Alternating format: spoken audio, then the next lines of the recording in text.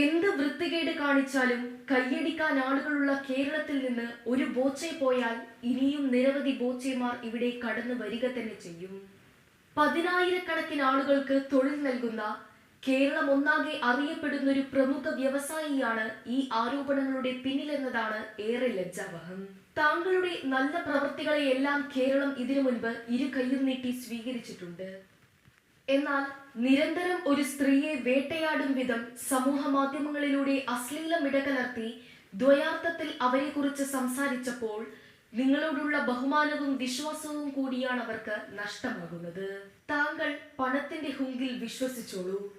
ഞാൻ എന്റെ ഭാരതത്തിലെ നിയമവ്യവസ്ഥയുടെ ശക്തിയിലാണ് വിശ്വസിക്കുന്നതെന്ന് പറഞ്ഞ് ബോച്ചയെ മാനസികമായി തളർത്തി ഹണിറോസ് കേസിന്റെ തുടക്കം തൊട്ടു തന്നെ മലയാളികളുടെ മനം കവർന്നെടുത്തിരുന്നു.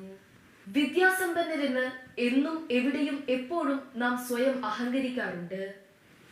എന്നാൽ വിവേകമില്ലാത്ത ഇത്തരം ആൾക്കാരുടെ വാക്കുകളും പ്രവർത്തികളും നമ്മുടെ സമൂഹത്തിന്റെ അപജയമാണ് വിളിച്ചറിയിക്കുന്നത്.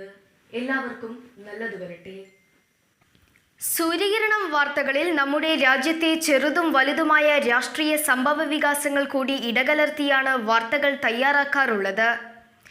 നമ്മുടെ രാഷ്ട്രവും രാഷ്ട്രത്തെ രാഷ്ട്രീയവും രാഷ്ട്രീയത്തിലെ നിരവധി രാഷ്ട്രീയ പാർട്ടികളും ഓരോ കാലത്തും എടുക്കുന്ന ഓരോരോ തീരുമാനങ്ങളും നിലപാടുകളും നാളെ നമ്മുടെ വരും തലമുറകൾക്ക് പഠിക്കുവാനുള്ള ചരിത്ര വിഷയമാകുമെന്ന ഉത്തമ ബോധ്യത്തിലാണ് എൻ്റെ വാർത്തകളിൽ ഇത്തരം വാർത്തകൾക്ക് ഞാൻ അമിത പ്രാധാന്യം നൽകുന്നത്.